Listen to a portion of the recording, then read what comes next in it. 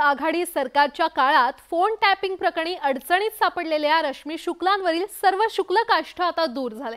लवकरच त्यांच्यावर पोलीस महासंचालक पदाची जबाबदारी सोपवली जाण्याची शक्यता वर्तवली जाते। पाहूया त्या संदर्भातला न्यूज 18 लोकमतचा हा खास रिपोर्ट। रश्मी शुक्ला 1988च्या बॅचच्या वरिष्ठ IPS अधिकारी। कर्तव्य कठोर प्रतिमा असलेल्या रश्मी शुक्ला महाविकास आघाडी सरकारच्या काळात वादग्रस्त ठरल्या होत्या। राजकीय नेत्यांच्या कथित फोन टॅपिंग प्रकरणी महाविकास आघाडी सरकारने त्यांच्यावर ठपका ठेवला। तसंच सरकारी गोपनीय अहवाल फोडल्या प्रकरणी त्यांच्यावर गुन्हा सुद्धा दाखल झाला होता। पण 1.5 वर्षांपूर्वी राज्यातल्या सत्तांतराच्या नंतर सगळं चित्र बदलून गेलं आणि शुक्ला यांच्यावरचं शुल्ककाष्ठ दूर झालं। आता शिंदे सरकार त्यांच्यावर महाराष्ट्र पोलीस दलाच्या प्रमुख पदाची जबाबदारी सोपवण्याच्या तयारीत असल्याचं बोललं जातंय। रश्मी शुक्ला यांच्या विरोधात दाखल 2 गुन्ह्यातील एक महत्त्वाचा गुन्हा मुंबईच्या याच कुलाबा पोलीस ठाण्यात दाखल झाला होता आणि याच कुलाबा पोलिसांनी रश्मी शुक्ला यांची चौकशीही सुद्धा केली होती। आता याच कुलाबा पोलीस ठाण्याने दाखल केलेल्या गुन्ह्याचा क्लोजर रिपोर्ट दिल्यामुळेच रश्मी शुक्ला यांच्या नियुक्तीतला सगळ्यात मोठा अडथळा दूर झाला हे मानलं जातंय।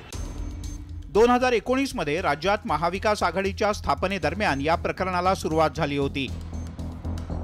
सत्तांतराच्या दरम्यान महाविकास आघाडीच्या नेत्यांचा फोन टॅप करण्यात आल्याचा आरोप रश्मी शुक्ला यांच्यावर करण्यात आला होता।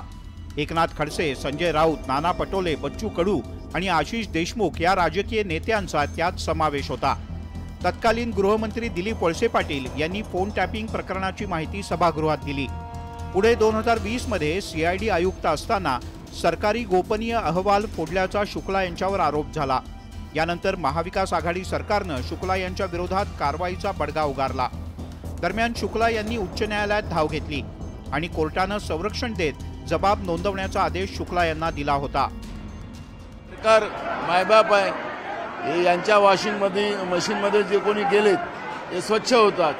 त्यामुळे आम्ही सगळे लक्ष ठेवून योग्य वेळेवर योग्य भूमिका आम्ही घेऊ। माझ्या माहितीप्रमाणे रश्मी शुक्ला ही इतर पदासाठी इच्छुक आहे आणि तिच्यावर मागच्या वेळेला जे काही आरोप प्रत्यारोप झाले ज्यांनी केले होते त्यांनी सुद्धा आता काही विरोध करायला सुरुवात केलेली आहे। परंतु सरकार खंबीरपणे रश्मी शुक्लाच्या पाठीशी उभा आहे। त्याचा निर्णय या बुधवार गुरुवारपर्यंत होईल अशी माझी अपेक्षा आहे। राज्यातल्या सत्तांतराचा रश्मी शुक्ला यांना मोठा फायदा झाला आणि तपास यंत्रणेने कोर्टात क्लोजर रिपोर्ट सुद्धा सादर केला।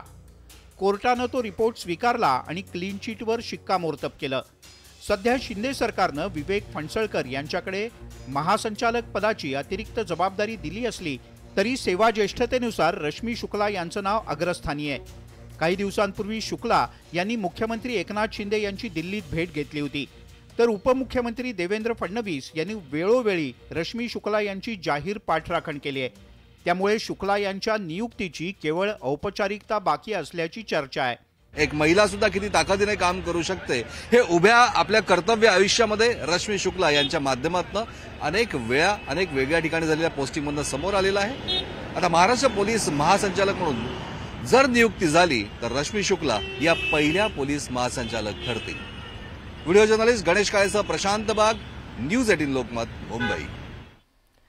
उपमुख्यमंत्री